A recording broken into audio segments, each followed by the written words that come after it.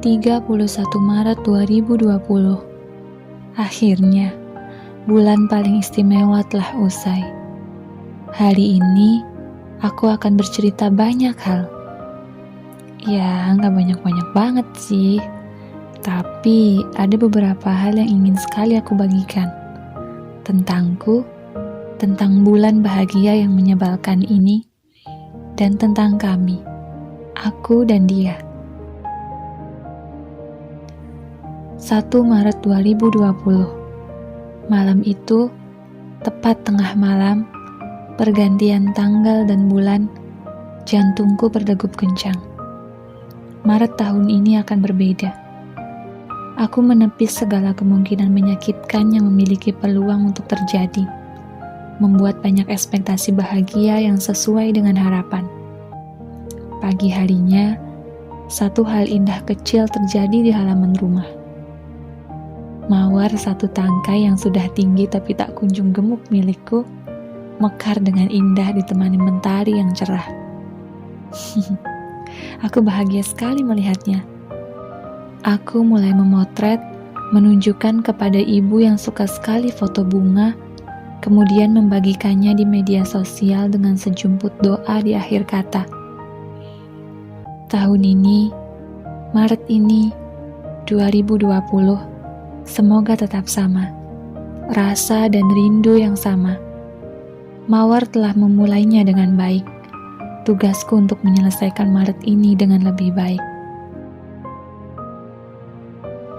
1 minggu kemudian, hari Minggu, 8 Maret 2020, aku pergi bersama salah satu teman kecilku. Banyak sekali tujuan kami saat itu. Dan karena itu, seseorang di belahan dunia lain terlihat khawatir. Lucu sekali melihatnya seperti itu. Menyenangkan. Dulu, di Maret tahun-tahun sebelumnya, dan di waktu lain yang kami miliki, kemanapun aku selalu bersamanya. Yang membuat perjalananku tanpanya kini tidak bisa benar-benar tanpanya. Kini, meski jarak dan waktu tidak bisa memberi temu, tapi kota ini dan setiap sudutnya adalah dia, adalah keberadaannya, adalah tentang kami.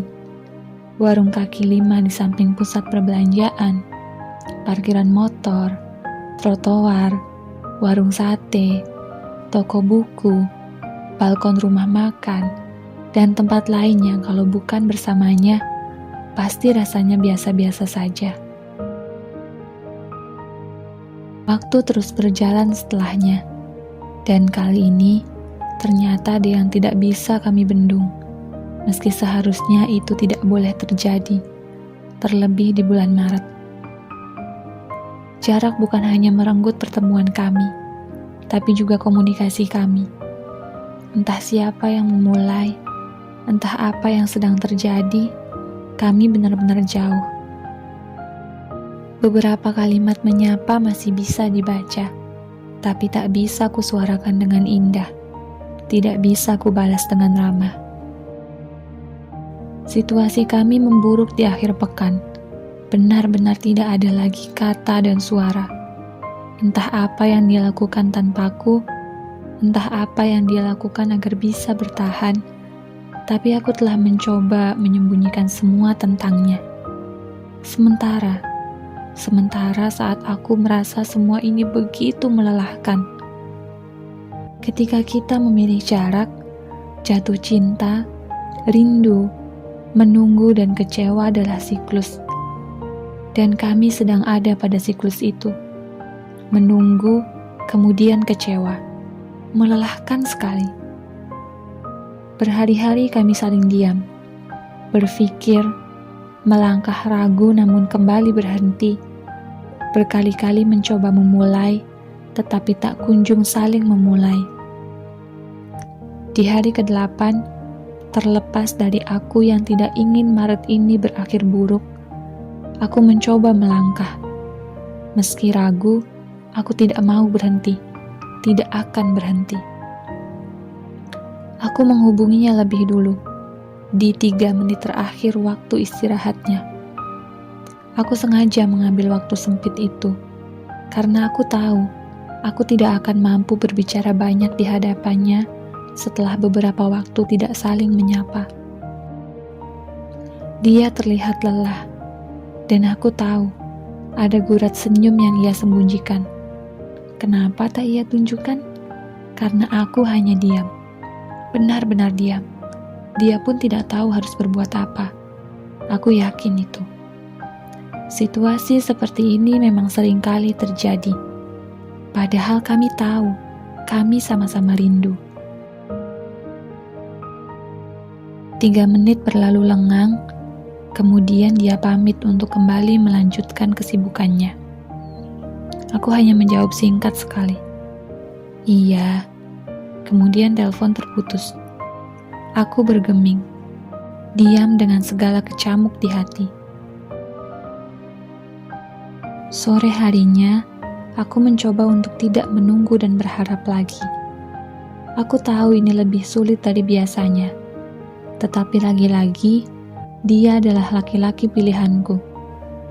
Ponselku berdering, hatiku berdebar. Kalian mungkin tak akan percaya. Setelah bertengkar, kami selalu merasakan hal yang sama seperti 5 tahun lalu, saat kata kami baru terbentuk. Itulah bagian menyenangkan dari pertengkaran. Dia mulai semua pembicaraan. Aku menanggapinya masih dengan menyembunyikan bahagia. Hingga kata maaf terucap dari mulutnya, aku diam, mendengar segala penjelasannya. Aku mengambil alih percakapan setelah ia selesai. Aku hanya berkata, aku capek. Dan dia menjawab, ya, kita sama-sama capek. Aku bersembunyi di balik telapak tangan. Aku yakin kalian bisa menebak reaksiku saat itu. Percakapan kami saat itu benar-benar aku kuasai. Dengan tidak melihat wajahnya, aku mampu mengungkapkan semuanya. Segala lelah yang aku rasakan, terlebih 1 minggu terakhir, pun dengan dia. Kami tidak lagi berbohong pada diri sendiri dan pada hubungan kami. Aku tidak tahu akan bagaimana ujung percakapan sendu ini, tetapi lagi-lagi, dia laki-laki pilihanku. Dia selalu lebih dulu memberi tawa itu. Dia lebih dulu mengguratkan bahagia yang sedari pagi ia sembunyikan. Dia bilang, aku bahagia sejak pagi, karenamu, dan lelah itu seketika sirna. Itulah maksudku selama ini. Berpisah dan tidak lagi merindukannya bukanlah cara untuk membuatmu bahagia atau sekedar menghilangkan gelisah. Kamu hanya perlu istirahat. Kami selalu memberi ruang untuk saling istirahat. Kalian juga ya. Istirahat boleh, asal jangan berhenti. Sore itu, Maret kembali menjadi indah. Hingga di tanggal paling bahagia sepanjang tahun, semua berjalan sesuai doaku di tanggal 1. Semua sama, rasa dan rindu yang sama. Dan aku telah menyelesaikan tugasku dengan baik. Terima kasih jarak. Terima kasih Maret. Telah mendewasakan kami, memberi bahagia kepada kami, lengkap dengan duka yang indah juga menyebalkan.